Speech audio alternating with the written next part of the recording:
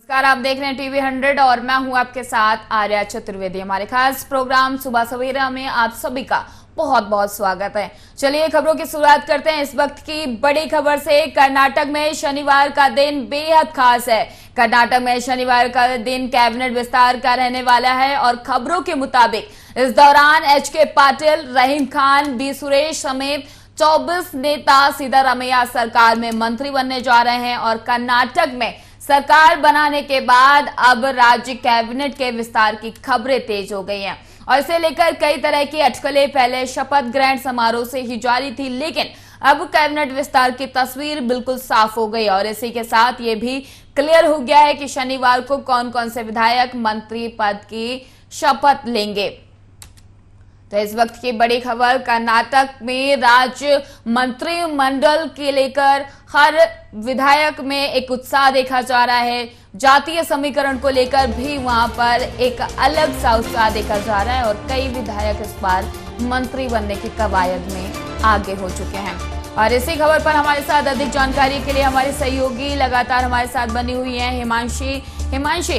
कर्नाटक में चुनाव जीती कांग्रेस, उसके बाद मंत्री पद सीएम पद की जो तनातनी के बीच 4 दिन चली तनातनी, उसके बाद आखिरकार कर्नाटक को सीएम मिल गया। लेकिन अब जो राज्य मंत्रिमंडल का गठन है उसको लेकर भी सिद्धारमैया और डी.के. शिवकुमार अपने अपने पाले के जो मंत्रियों को कवायद उसमें भी तेज करने की कोशिश में लगे हुए हैं। हिमांशी में जो चुनाव हुआ उसके बाद जो कांग्रेस को प्रचंड जीत मिली है, उसके बाद सीएम को लेकर लगातार जो चर्चाएं चल रही थी, तो कर्नाटक को अगला सीएम भी मिला। उसका शपथ ग्रहण समारोह भी 20 मई को हो गया है और अब जो है कांग्रेस कर्नाटक में अब जो है मंत्रिमंडल यानी कि कैबिनेट का विस्तार आज होने वाला है और कहा जा रहा है कि इस दौरान कई मंत्री जो है, कई नेता जो है शामिल हो सकते हैं और इसी के साथ जिनका प्रदर्शन इस चुनाव में, जो कर्नाटक में चुनाव हुआ है, जिनका प्रदर्शन अच्छा था उनको पुरस्कृत भी किया जा सकता है। जातीय समीकरण जैसे चीजें दिखने वाली है यहाँ पर। कर्नाटक का जो कैबिनेट विस्तार है यहाँ पर और जो अच्छे प्रदर्शन करने वाले मंत्री नेता है, इनको भी जो है पुरस्कृत किया जा सकता है। यानी कि सीधे तौर पर कहा जा सकता है कि लगातार जो 2024 का लोकसभा चुनाव है उसके लिए कांग्रेस जो है कर्नाटक से पूरी तैयारियों पर जुटी हुई है और चुनाव जीतने के बाद ही, शपथ ग्रहण समारोह लेने के बाद से ही इनकी जो कार्रवाई है वो लगातार तेज होते नजर आ रही है। लगातार तैयारियां जो है जोरों शोरों से की जा रही है। यही कारण है कि देखा जा सकता है कि जैसे ही कर्नाटक को सीएम मिला वैसे ही कर्नाटक कैबिनेट का विस्तार होने की खबर आ रही है और अब देखने वाली बात होगी कि कौन से मंत्री जो है बाहर निकलते हैं, कौन से मंत्री जो है पार्टी में ही रहते हैं या फिर कौन से मंत्री अलग से इस पर शामिल होते हैं, ये देखने वाली बात होगी। और इसी समय ये भी तय किया जाएगा कि जिस मंत्री का प्रदर्शन अच्छा रहा है इस दौरान उनको खास तौर पर जो है पुरस्कृत किया जाएगा। आर्या बिल्कुल हिमांशी, जिस हिसाब से कर्नाटक की बात की जाए तो कर्नाटक को जीतने की जो कवायद थी वो बीजेपी की तरफ से भी लगातार जारी रही, कांग्रेस की तरफ से भी लगातार जारी रही, लेकिन बात अब मंत्रिमंडल तक पहुंच गई है, कैबिनेट विस्तार तक पहुंच गई है, क्योंकि आखिरकार जो कर्नाटक को सीएम मिलना था वो सिद्धारमैया के तौर पर मिल गया।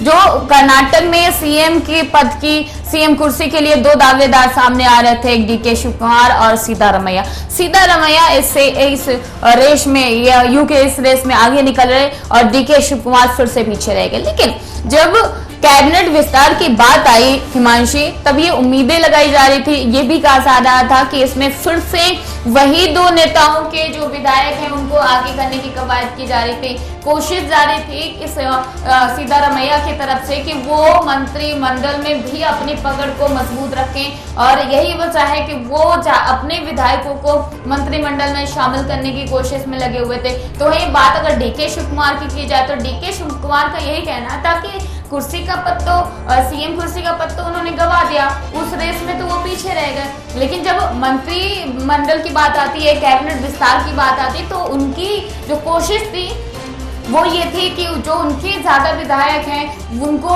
इस मंत्रिमंडल में शामिल किया जाए। और यही वजह रही हिमांशी कि जब सीएम पद की एक तरह से शपथ लेने वाले थे, तब दोनों नेता एक ही फ्लाइट से खड़गे के पास गए हुए थे। लेकिन अब जब ये कैबिनेट विस्तार की बात आई तो दोनों नेता अलग अलग खड़गे से मिलने गए। तो क्या लग रहा था कि ये जो 24 विधायक मंत्री पद की शपथ लेने वाले हैं, इसमें सबसे ज्यादा विधायक डीके शिव कुमार के हैं या फिर सिद्धारमैया के, आखिरकार कौन इस मंत्रिमंडल में सफल होने वाला, किसकी मजबूत पकड़ होने वाली है हिमांशी? बिल्कुल आर्या, अगर बात की जाए जिस तरह से हमने देखा कि जब सीएम का चयन हो रहा था कर्नाटक में, तब भी लगातार दोनों ही नेताओं के बीच में खींचातान जो है लगातार जारी था। बहुत ही काफी लंबे समय काफी लंबी बैठकें चली, रातों दिन बैठकें चली। उसके बाद कहीं ना कहीं ये तय हो पाया कि जो है कर्नाटक का अगला सीएम कौन होगा। लेकिन उसके बावजूद भी हम देख सकते थे जो इनके सोच विचार थे दोनों ही नेताओं के, वो बिल्कुल ही नहीं मिल रहे थे। दोनों ही नेताओं के विचार एकदम अपोजिट थे और यही कारण था कि लगातार लंबी बैठकें चली, लगातार इसका सिलसिला जारी था और फाइनली 4 दिन बाद जो है कर्नाटक को अगला सीएम मिला और उसके बाद शपथ ग्रहण समारोह हुआ। और अब जो है विधायक को लेकर जो लगातार कवायद चल रही है, लगातार जिस तरह से चर्चाएं चल रही हैं कि जो सिद्धारमैया है, जो कर्नाटक के सीएम सिद्धारमैया है, वो अपने विधायकों को उतारना चाह रहे हैं। वहीं अगर डीके शिव कुमार की बात करें तो उन्होंने तो सीएम कुर्सी खो दी है, लेकिन वो अपने विधायक उतारना चाह रहे हैं। लेकिन अब देखने वाली बात ये होगी कि क्या फेर बदल होता है, क्या इनकी कोई एकता दिखाई देती है, किसके अनुरूप जो है कार्य होता है, क्या सिद्धारमैया अपने विधायकों को उतरवाते हैं या फिर डीके शिव कुमार, ये तो देखने वाली बात होगी आर्या। लेकिन हाल ही में जो बात की जाए कि सीएम की कुर्सी मिलने के बावजूद भी, सीएम कर्नाटक को सीएम मिलने के बाद भी दोनों के बीच में जो एकता है वो अभी भी नहीं देखी जा रही है। क्योंकि हमने पहले देखा कि पिछली बार जब चुनाव का समय था तो दोनों नेता एक ही फ्लाइट से खड़गे के पास पहुंचे थे, लेकिन अब जो है अलग अलग जो नेता है अलग अलग फ्लाइट से जो है पहुंचे हैं। तो सोचने वाली बात यही है कि क्या इनके बीच में किसी तरह की कमियां या फिर इनके बीच में कोई ऐसी एकता नहीं है जो लगातार इनके बीच में खींचातान का जो माहौल बना हुआ है। आर्या, बिल्कुल हिमांशी, लेकिन अब देखने वाली बात ये होगी कि आखिरकार कर्नाटक में तो कांग्रेस की सरकार बनी ही गई और सीएम भी मिल गया कर्नाटक को, और कही जाए कि जो कैबिनेट विस्तार होने वाली थी कर्नाटक सिद्धारमैया के कैबिनेट के विस्तार, वो भी आज हो जाएगा। मंत्री भी 24 जो विधायक है वो मंत्री भी बन जाएंगे। लेकिन आगे का क्या लगता है हिमांशी कि जिस हिसाब से पहले भी कांग्रेस की सरकार जो थी, जो गठबंधन थी, वो 1.5 साल के आसपास तक चली, इस बार क्या कांग्रेस अपने विधायकों को, अपनी सरकार को कर्नाटक में बचा पाएगा या फिर बीजेपी एक बार फिर से सेंधमारी कर देगी? जो तोड़ की खबरें हैं, क्योंकि जिस हिसाब से दोनों नेताओं में अभी भी उठापटक जैसा माहौल बना हुआ है, अब खींचातानी जैसा माहौल बना हुआ है। पहले सीएम पद के लिए खींचातानी का माहौल, फिर कैबिनेट के विस्तार के लिए, अब कैबिनेट की जो पकड़ मजबूत करने के लिए खींचातान जैसा माहौल बना हुआ है। आखिरकार कर्नाटक में कांग्रेस कब तक अपने दोनों नेताओं को, जो दोनों नेता कांग्रेस के लिए खास हैं, बेहद कहते हैं कि जो राजनीतिक ग्राफ है वो बेहद स्ट्रांग है कर्नाटक में। क्या लगता है हिमांशी कि क्या सफल हो पाएगी कांग्रेस कर्नाटक में, अपनी सत्ता 5 साल तक चला पाएगी, सत्ता बचा पाएगी, या सेंधमारी करके एक बार कुछ दिनों में टूट और फूट जैसी कुछ स्थिति देखने को मिल सकती है? आर्या, बिल्कुल सोचने वाली बात ये है कि जो कर्नाटक के सीएम है और कर्नाटक के जो डिप्टी सीएम है, ये दोनों के बीच में ही जो सोच विचार नहीं मिल रहा है, लगातार खींचातान चल रही है। तो बहुत बड़ी बात यह है, सोचने वाली बात यही है कि जब दोनों ही नेताओं के बीच में, दोनों ही दिग्गज नेताओं के बीच में एकता नहीं मिल रही है, दोनों के बीच में ही सोच विचार एक नहीं है, तो आगे का जो कार्य है वो किस तरह से होगा? जाहिर सी बात है कि कार्य में रुकावट आएंगी और आगामी जो लोकसभा चुनाव भी, और हमने देखा जिस तरह से आपने कहा कि क्या कांग्रेस इसी तरह बनी रह सकती है या फिर किसी कारण बस कुछ बदलाव हो सकता है। तो हमने मध्य प्रदेश में भी देखा कि मध्य प्रदेश में पहले कांग्रेस की सरकार होती है और फिर उसके कुछ एक साल में ही जो है भाजपा की सरकार आ जाती है। कांग्रेस के जो वहां पर मुखिया है कमलनाथ, वो इस्तीफा दे देते हैं। इस टाइप की जो हालातें बनती जाती हैं। कर्नाटक में कुछ ऐसी हालात अगर बनी, क्योंकि जिस तरह से देखा जा रहा है कि जो दोनों दिग्गज नेता हैं कर्नाटक के, उन पर ही खींचातानी जैसी माहौल बनी हुई है। तो आगे चलकर क्या होता है, क्या कांग्रेस अस्तित्व जो कर्नाटक में है कांग्रेस का, वो इसी तरह से बना रहता है या फिर कुछ नीचे गिरता है, ये तो देखने वाली बात होगी। कि जिस तौर पर अभी तो कुछ ही दिन हुए हैं कर्नाटक के सीएम का ऐलान हुए, कुछ कार्य अभी स्टार्ट नहीं हुए हैं, कार्यों की शुरुआतें जो है अभी स्टार्ट नहीं, अभी आज जो है कैबिनेट विस्तार होने वाला है। अब देखने वाली बात ये होगी कि कर्नाटक में किस तरह से कार्य किया जाता है, क्या सीएम और डिप्टी सीएम के विचारे मिलते हैं या फिर ये अलग अलग राह पर चलते हैं, जो कि इनके लिए बेहद मुश्किलों का सामना करना पड़ सकता है इस तरह की अगर स्थिति बनी रही। बिल्कुल हिमांशी, कर्नाटक में अब स्थिति आखिर क्या होगी कि आखिरकार कर्नाटक में जो सत्ता है वो कांग्रेस अपनी बचा पाएगी या फिर एक बार कर्नाटक में कांग्रेस की नैया डूबती हुई नजर आएगी। हालांकि ये तो देखने वाली बात होगी हिमांशी, लेकिन बहुत बहुत धन्यवाद तमाम सारी जानकारी देने के लिए। और इसी के साथ बढ़ते हैं अगली खबर की ओर। आपको बता दें कि जंतर मंतर पर लगातार 45 दिनों से पहलवानों का धरना जारी है और 28 तारीख को लेकर पहलवान अपनी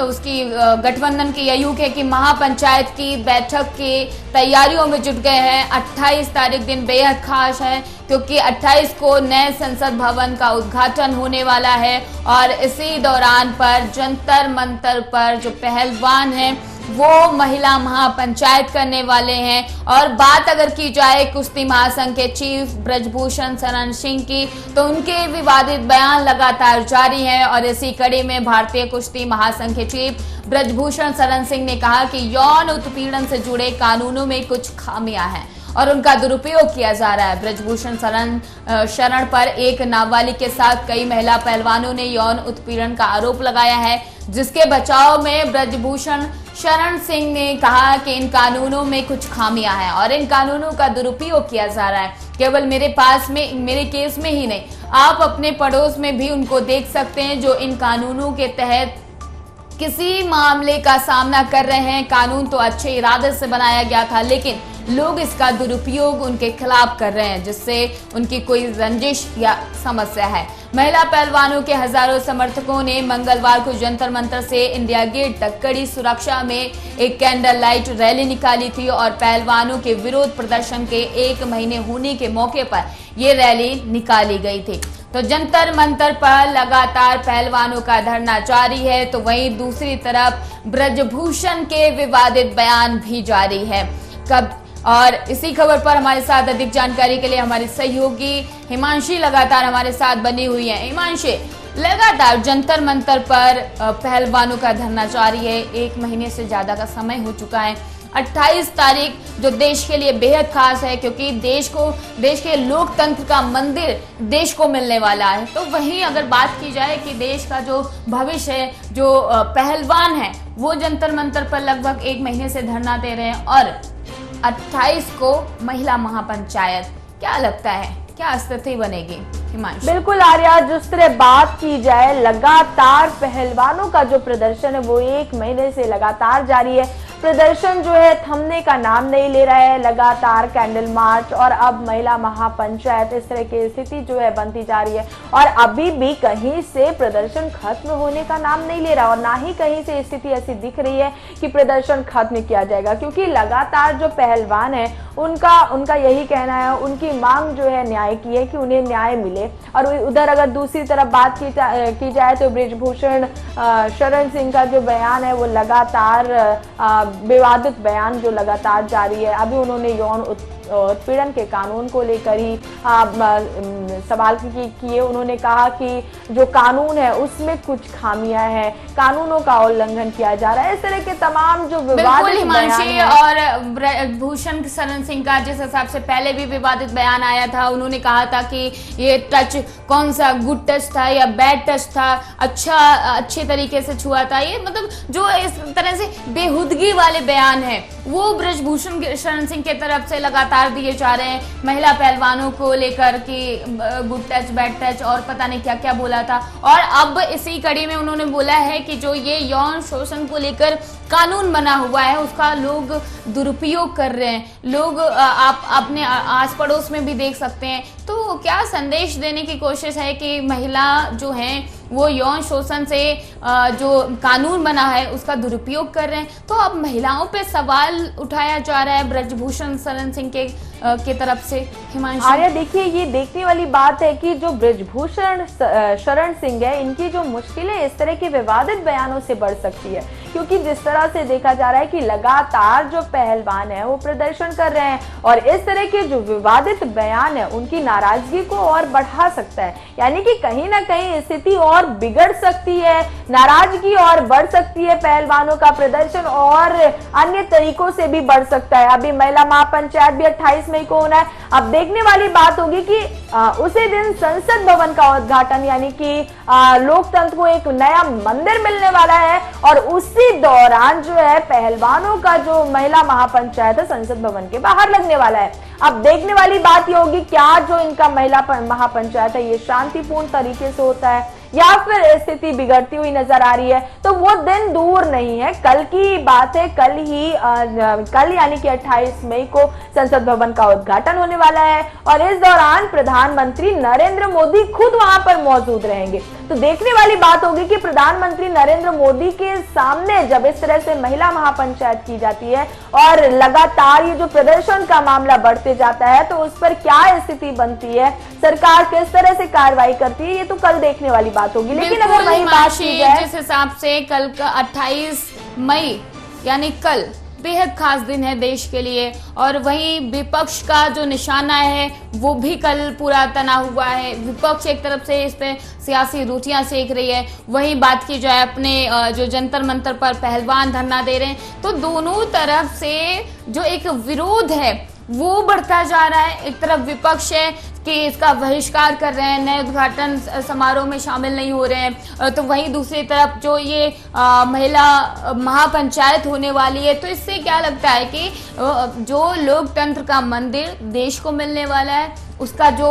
एक तरह से समर्थन होना चाहिए था उसका विरोध किया जा रहा है। विपक्ष के कई पार्टीज हैं जो इसका विरोध कर रहे हैं। लेकिन ये दिन महिला महापंचायत के लिए क्यों चुना गया, आखिरकार क्या वजह थी कि इस दिन को चुना गया 28 मई, वो भी नए संसद भवन का उद्घाटन उसी दिन, आखिरकार जंतर मंतर के जो पहलवान धरना दे रहे उन्होंने ये दिन क्यों चुना, क्यों इतना खास बनाया गया है? आर्या, बिल्कुल हम कह सकते हैं कि 28 मई यानी कि पहली बात तो वीर सावरकर जयंती, दूसरी बात उसी दिन राष्ट्र को नया संसद भवन मिलना यानी कि लोकतंत्र को मंदिर मिलना, नया मंदिर मिलना, और उधर ही अगर बात करें तो उद्घाटन करने प्रधानमंत्री नरेंद्र मोदी यहाँ पर पहुंच रहे हैं। तो एक ये कारण हो सकता है कि इस दौरान यहाँ पर प्रधानमंत्री नरेंद्र मोदी मौजूद रहेंगे।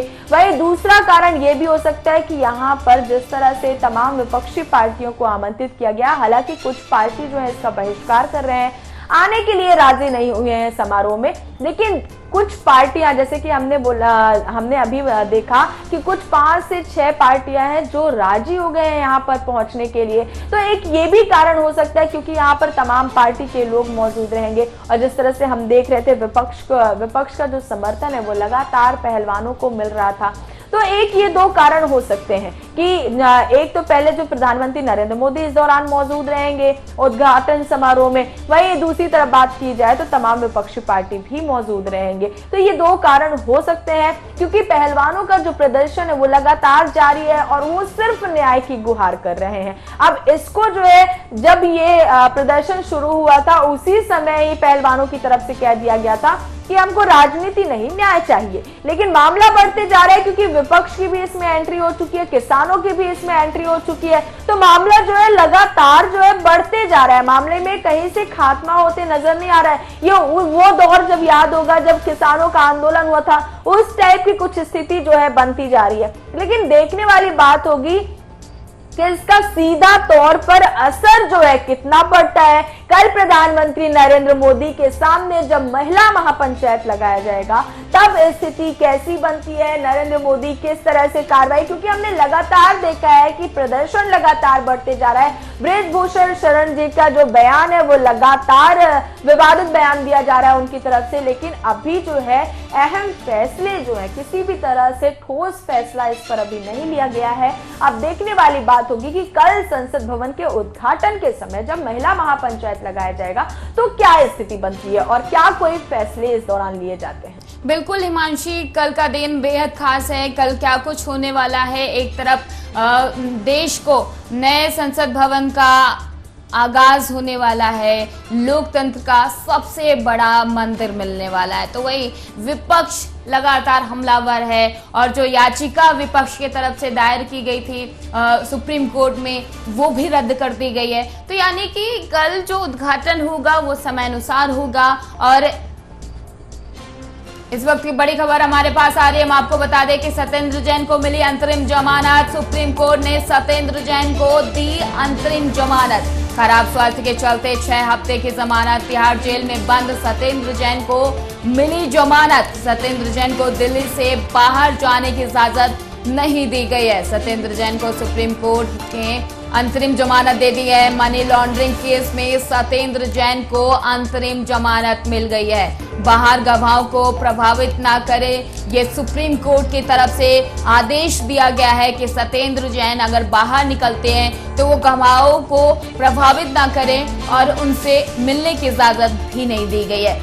साथ ही सत्येंद्र जैन को सुप्रीम कोर्ट से राहत मिल गई है, शर्तों के साथ 6 हफ्ते की जमानत दी गई है। और बुधवार को आप नेता सत्येंद्र जैन को चक्कर आने के कारण वो तिहाड़ जेल के बाथरूम में गिर पड़े थे, जिसके चलते वो घायल हो गए थे और उनकी तबीयत भी लगातार खराब होती जा रही थी। शुक्रवार को सुप्रीम कोर्ट ने सत्येंद्र जैन की जमानत को मंजूरी दे दी है। सुप्रीम कोर्ट ने आप नेता सत्येंद्र जैन को चिकित्सीय आधार पर शर्तों के साथ 6 हफ्ते के अंतरिम जमानत दे दी है और सुप्रीम कोर्ट से मिली जमानत के मुताबिक वो बिना अनुमति के दिल्ली से बाहर नहीं जा सकते हैं। साथ ही साथ वो मीडिया को कोई भी बयान नहीं दे सकते हैं। बीते दिनों तिहाड़ जेल प्रशासन द्वारा उन्हें चेकअप के लिए दीनदयाल उपाध्याय अस्पताल लाया गया था। फिलहाल डॉक्टर उनका उपचार कर रहे हैं। बता दें कि इससे पहले भी सत्येंद्र जैन बाथरूम में गिर पड़े थे और उन्हें रीढ़ की हड्डी में गंभीर चोटें आई थी। बीते 1 हफ्ते में दूसरी बार सत्येंद्र जैन अस्पताल में भर्ती हुए थे और यही वजह है कि उन्हें सुप्रीम कोर्ट से राहत मिल गई है और अब 6 हफ्तों की जमानत दे दी गई है। और इसी पर अधिक जानकारी के लिए हमारे सहयोगी हिमांशी लगातार हमारे साथ बनी हुई है। हिमांशी, जहां सत्येंद्र जैन लगभग 1-1.5 साल से जेल में बंद थे, कई बार उनकी जमानत याचिका दायर की गई थी जिसको खारिज कर दिया जा रहा था, लेकिन इस बार फिलहाल 6 हफ्तों के लिए यानी कि 1.5 महीने के लिए सत्येंद्र जैन को राहत मिल गई है। हिमांशी, बिल्कुल आर्या, सुप्रीम कोर्ट ने सत्येंद्र जैन को 6 हफ्तों की जो है अंतरिम जमानत दी है और इसका कारण ये है कि जो उनकी हेल्थ पर जो असर पड़ रहा था वो अभी अस्पताल में भर्ती थे। जेल के तिहाड़ जेल के वॉशरूम में वो गिर चुके थे जिसमें उनको गंभीर चोटें आई थी, उनकी रीढ़ की हड्डी। और ये कोई पहली बार नहीं था, इससे पहले भी जैसे कि आपने बताया कि इससे पहले भी सत्येंद्र जैन वॉशरूम में गिरे थे जिससे उनकी रीढ़ की हड्डियों में चोटें आई थी। और यही कारण है कि जो सुप्रीम कोर्ट ने सत्येंद्र जैन को, आप नेता सत्येंद्र जैन को राहत दी है 6 हफ्तों के लिए, लेकिन शर्तों के साथ दी है कि वो दिल्ली से बाहर नहीं जा सकते, वो किसी से मुलाकात नहीं कर सकते, वो गवाहों पर उनके बीच जो है गवाहों पर जो है प्रभावित नहीं होना चाहिए, गवाहें प्रभावित नहीं होना चाहिए, गवाहों से मुलाकात नहीं होनी चाहिए।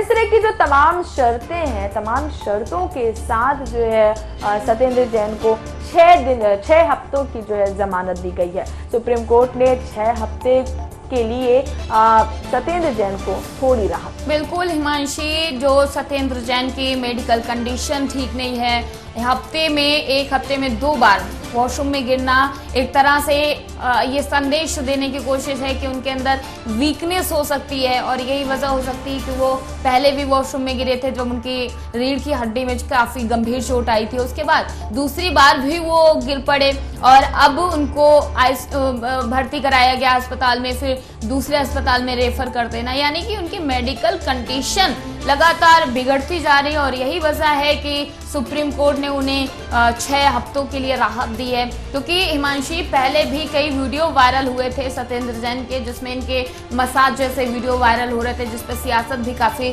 गरमाई थी और आरोप लगाया जा रहा था सत्ता पार्टी विपक्ष की तरफ से कि देखो ये जेल के अंदर भी एक अच्छी खासी एक वीवीआईपी जो सुविधा है वो सत्येंद्र जैन को मिल रही है। लेकिन उनके जो वकील हैं उनकी तरफ से लगातार यही बताया जा रहा था कि सत्येंद्र जैन की स्वास्थ्य ठीक नहीं है, इसीलिए उनको ये प्रोवाइड करवाया जा रहा है। खाने को लेकर भी कई ऐसे सारे वीडियो वायरल हो रहे थे, लेकिन जो उनके वकील है उनका एक तरह से याचिका दायर की गई थी कि सत्येंद्र जैन का लगातार वेट कम हो रहा है। क्या लगता है हिमांशी, जिस हिसाब से 1-1.5 साल से सत्येंद्र जैन अस्पताल में भर्ती थे और फिर उनकी ये कंडीशन हो जाना, मेडिकल कंडीशन इतनी क्रिटिकल हो चुकी है कि वो 2 बार वॉशरूम में गिरे, पहले रीढ़ की हड्डी में चोटें आई और अब उन्हें अस्पताल में भर्ती कराना पड़ा।